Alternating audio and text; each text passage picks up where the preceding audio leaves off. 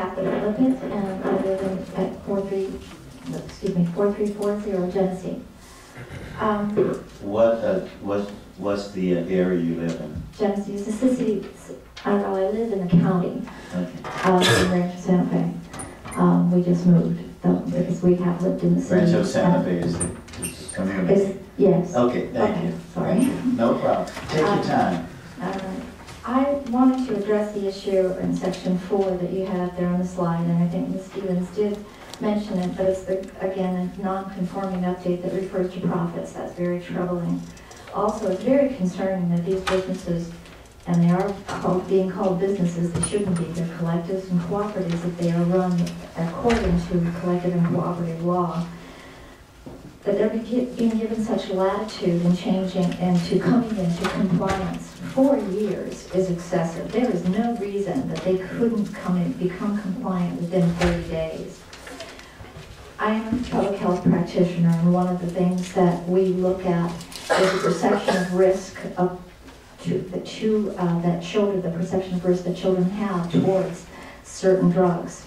If their perception of risk goes down, and the availability of that drug goes up, the next thing that we are going to see is an increase in use. And that's exactly what we've seen, not just in the county, but in the city, in San Diego Unified. It's been a dramatic increase in youth use of this drug. We have social workers who come to us and say that their children are saying it's no big deal, that we can get it at any of these dispensaries.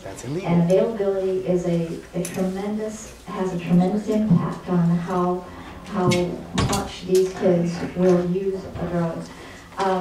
Youth who engage in antisocial behavior are more likely to use marijuana than those who do not.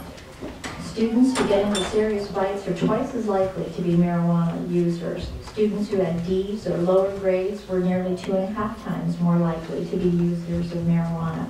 Students who carried a handgun were more than 3 times more likely to use marijuana. And students who had stolen or tried to steal were 5 times more likely to use marijuana. And students who sold illegal drugs were 12 times more likely to use marijuana. We are also seeing a reduction in the initiation of first use, and that's very troubling because, as Ms. Strand pointed out, the human brain is not finished developing until at least 25. And these developmental years, the earlier they start, the more likely they are going to be to be dependent on marijuana or and go on to other drugs. Under 15 years of age, they're 6 times more likely to become dependent on marijuana. So I hope you will keep that in consideration and make these rules as strict as we possibly can. Thank you very much. Thank you. Good morning. My name is Lisa Silverman. I live at 12918 Harwood Lane in San Diego, the city. I'd just like to briefly reiterate what Ms. Stevens discussed, and which Chairman Brooks are also raising the notion of, which is the issue of where the protected use is located. In the case of El Cajon, it's obviously in a jurisdiction that has its own authority over the uses of the land. However, what I would like to just suggest is that the verbiage in the ordinance simply say that a dispensary or a collective that's located within the county be prohibited from siting 1,000 feet from a protected use, regardless of where that protected use is. So in other words, you wouldn't be dictating anything to the city, the charter cities that are around you, around the unincorporated. You're not at all. You're just saying 1,000 feet from a protected use. Period. So thank you very much. Well, the problem with that, Miss, the problem with that is that it might be 1,000 feet away at the beginning, but because it's in another jurisdiction, El Cajon might decide to put something right in that space, and we can't say it's legal now and then move and say it's not legal after you place something there. We're responsible for what can be placed in the unincorporated area, but you guys, meaning the 17 other cities, can place it anywhere, and it might end up being right within that 1,000 feet. Excuse me, and I understand that, but, you know, and obviously a collective that does cite, you know, before a protected use in the rest of the, in charter cities. Oh, so you're saying prior to? Right. Yes. Okay, Right. thank you. Good morning. I'd like to thank you all for your work on this issue. My name is Vay Linville. I live in Spring Valley, and I drink cannabis medicines to breathe. They keep me from suffocating. And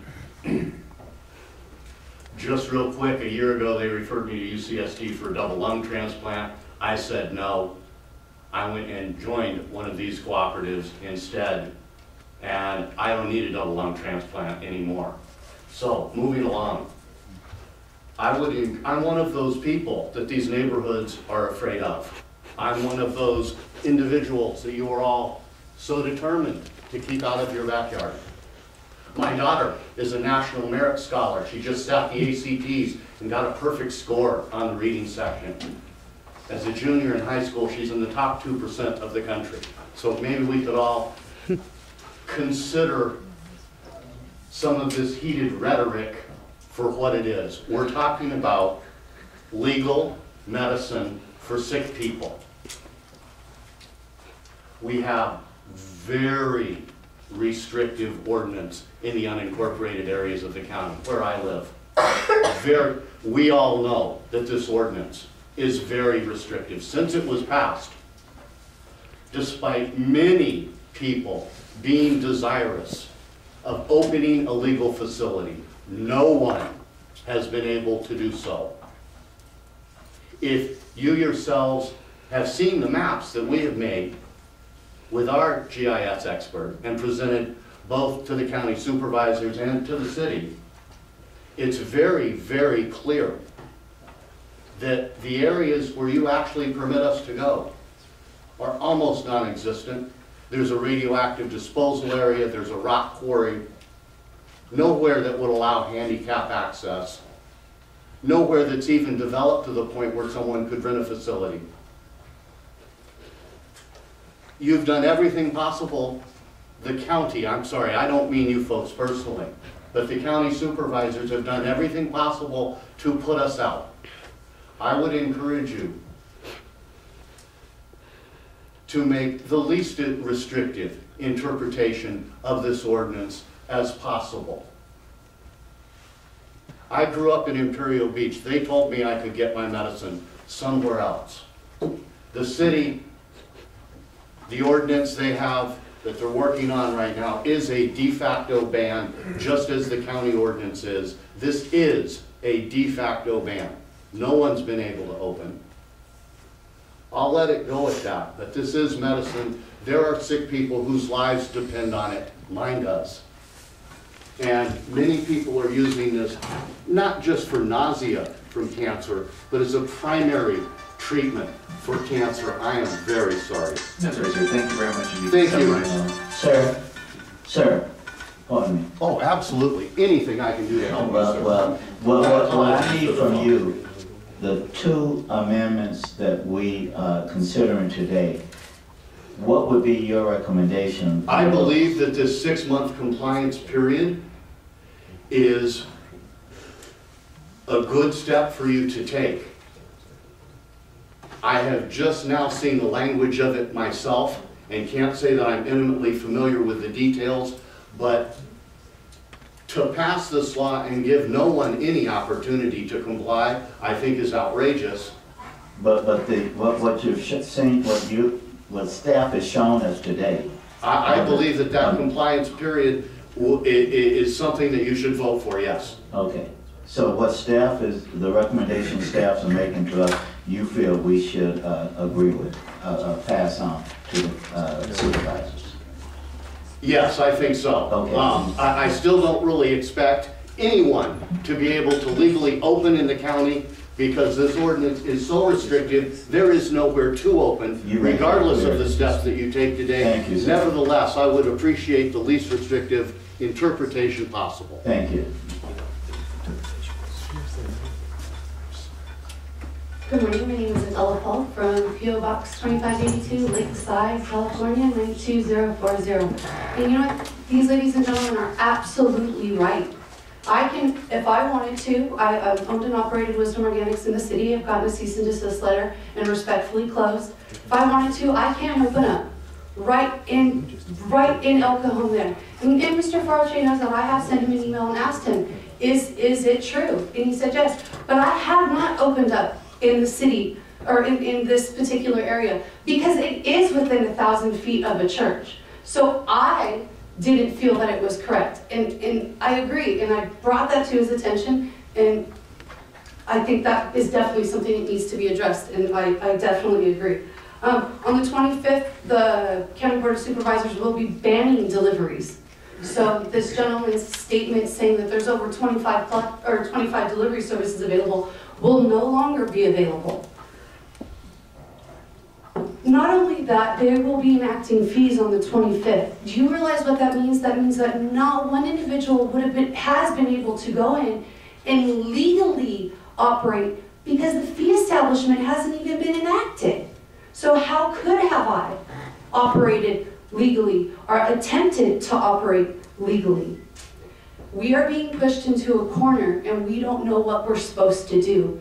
If you accept, okay, not only that, nobody's been open. He said they could have been open prior to the ban, to the moratorium.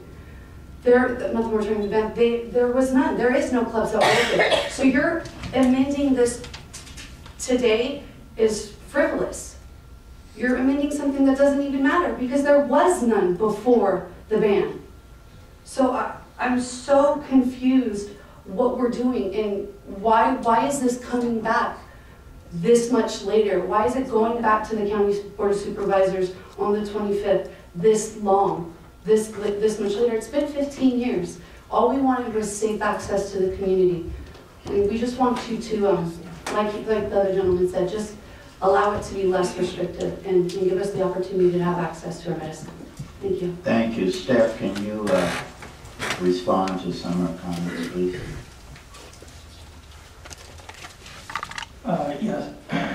With Chairman Brooks, I have spoken to Mrs. Falk before and I basically gave her the same response in terms of the location of the church that I had given to Ms. Stevens regarding our interpretation of the way we would apply the buffer. So she's aware that that's accurate.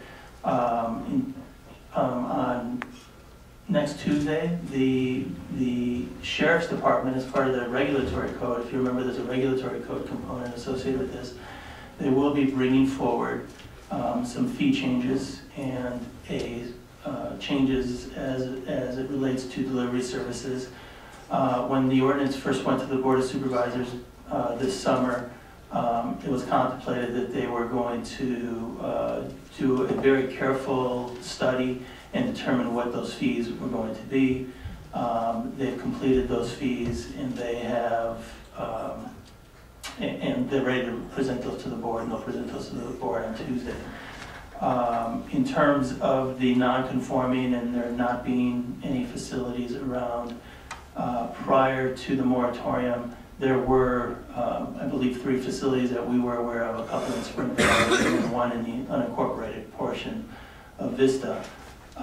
And that's why we had originally contemplated that non-conforming or that amortization type period to allow those facilities to legally exist, assuming that they were legally established. So I don't know if there's anything else. No, thank you. I clarified. County Council.